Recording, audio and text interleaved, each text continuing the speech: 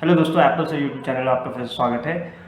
ये हमारी lecture series का 10वां वीडियो है जो आपके सामने हाजिर है, जिसमें हम शैल के बारे में आज पढ़ने वाले हैं। शैल फिर से एक हीरो है हमारे सेंटेंस का, जिसको हम सेंटेंस के बीच में इस्तेमाल करते हैं। इसका बेसिकली यूज़ नॉर्मल टोन में सलाह और सवाल दोनों का मिक्सचर वाले सेंटेंस बनाने में होता है। जैसे सपोज़ आप कहीं जा रहे हैं अपनी फैमिली के साथ और आपको याद आया कि भाई जैसे आप थोड़ी दूर आगे बढ़े और आपको याद आया कि भाई एक बैग घर पर छूट गया है।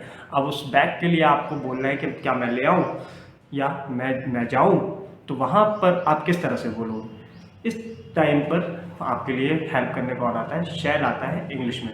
शैल का इस्तेमाल बेसिकली सेंटेंस के बीच में होता है, जहाँ पर हम ऐसा बोल सकते हैं आई शैल गो, मैं जाऊँ। टोन आपको थोड़ा सा ध्यान रखनी पड़ेगी बोलने की, किस अंदाज में बोल रहे हैं आप। देखो सवाल क्या टोन है, प्रश्न टाइप का टोन है, लेकिन सलाह भी है वो साथ में कि मैं जाऊँ, आई शैल गो। ठीक है, शैल देखिए यहाँ पर बीच में आया है, ये हीरो क्योंकि बीच में आता है, हीरो बीच में आता है तो ये इस तरह से होगा। अच्छा, सलाह और सवाल खुद को कुछ काम करने के लिए होती है, तो दो ही तरह के सेंटेंस हैं जो यहाँ पर बनाना पॉसिबल होता है, एक आई के साथ और एक वी के साथ। बाकी के साथ बनाना पॉसिबल नहीं है, क्योंकि जो सलाह देने वाला है वही काम भी करेगा। तो सलाह देते हुए काम करेगा तो वो अपने ही बिहाफ में बोल रहा है, अपनी ही तरफ से बोल रहा है, इसलिए या तो वो आई हो सकता है या वी हो सकता है। किस तरह से? जैसे अगर आप अकेले जाने की बोल रहे हो तो मैं जाऊँ, और आप बोल रहे हो कि आप और आपका भाई है वो दोनों बोल रहे हो कि हम लोग बैग उठा कर ले आए, तो क्या बोलोगे वहाँ? हम जाएँ। तो वहाँ पर क्या आ जाएगा? वी। किसी और को आप सलाह में काम करवाते हुए इस स्टाइल में नहीं बोल सकते, क्योंकि पॉसिबल ही नहीं है, सेट ही नहीं होगा। इसलिए कहा जाता है कि शैल का इस्तेमाल आई और वी के साथ ही होता है, और ये एक ज़्यादा यूज़ होने वाला सेंटेंस है शैल का। एक बहुत कम यूज़ होने वाला भी है जो हम विल में यूज़ कर लेते हैं शैल को, लेकिन वहाँ पे सिर्फ आई और वी में हम कभी कभी यूज़ करते हैं। बट ये वाला एक बहुत ही कॉमन सेंटेंस है और ज़्यादा यूज़ भी होता है। तो आई शैल गो, मैं जाऊँ, तो उसका सवाल बनाएंगे तो और ज़्यादा बेटर तरीके से आ जाएगा। वो सवाल बनाने के लिए क्या होगा भाई?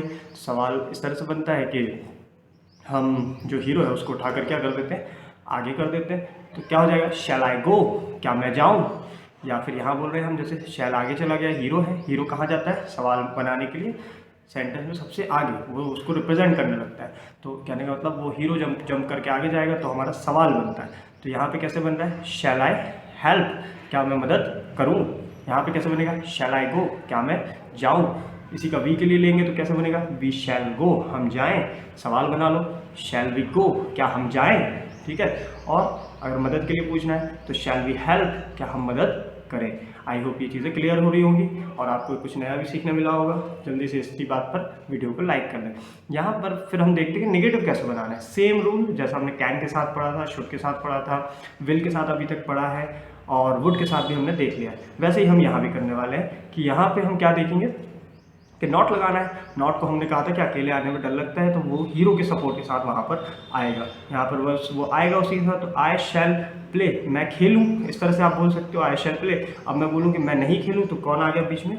नॉट आ गया। हमने क्या बोला? आई शैल नॉट प्ले, मैं नहीं खेलूँ। सवाल इसका भी बन सकता है, क्या मैं नहीं खेलूँ। तो शैल फिर से जंप करके कहाँ जाएगा? हीरो सेंटेंस के आगे पहुँच गया, और बाकी सारी चीज़ें एक साथ। शैल आई नॉट प्ले, क्या मैं नहीं खेलूँ। आई होप ये चीज़ें आपको समझ में आ रही होंगी।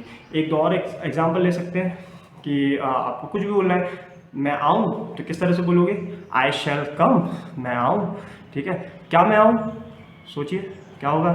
शैल को उठाकर आपको आगे करना है, शैल आई, और फिर वहाँ पे आपको जो भी वर्ब आए उसको बोल देना है, शैल आई कम। आई होप ये चीज़ें क्लियर हो रही होंगी। फिर से एक और बार देखते हैं ताकि आपको बिल्कुल पक्का हो जाए, और जल्दी से आपको अगर कहीं पे भी डाउट है तो जल्दी से उसको पीछे से रिवाइंड करके एक बार देख लें और अच्छे से क्लैरिटी आ जाएगी चीज़ों में। तो क्या बोला मैंने कि आई गो, मैं, और गो के लिए जाना, जैसा कि मैं बोलता हूँ एक ही वर्ब लो ताकि समझने में आसान रहे। अभी काम को ज़्यादा फैलाओ मत, सिकोड़ कर करोगे, समेट कर करोगे तो ईजिली इंग्लिश आप जल्दी सीख पाओगे। तो आई का मतलब मैं होता है, गो यानी जाना होता है, सिंपल। यही दोनों वर्ड से हम पूरी इंग्लिश की कोशिश करेंगे समझने की। बीच में कौन आएगा? हीरो आ जाएगा, जो कि यहाँ पर शैल है। आई शैल गो, क्या हो गया? मैं जाऊँ। आई थिंक ये सारी चीज़ें आपको समझ में आई होंगी, और अगर अच्छी लगी है तो अपने दोस्तों के साथ भी जल्दी से शेयर कर दें, और अगर चैनल पर नए हैं तो सब्सक्राइब करके बेल आइकन दबा दें। Thank you so much for watching, keep learning.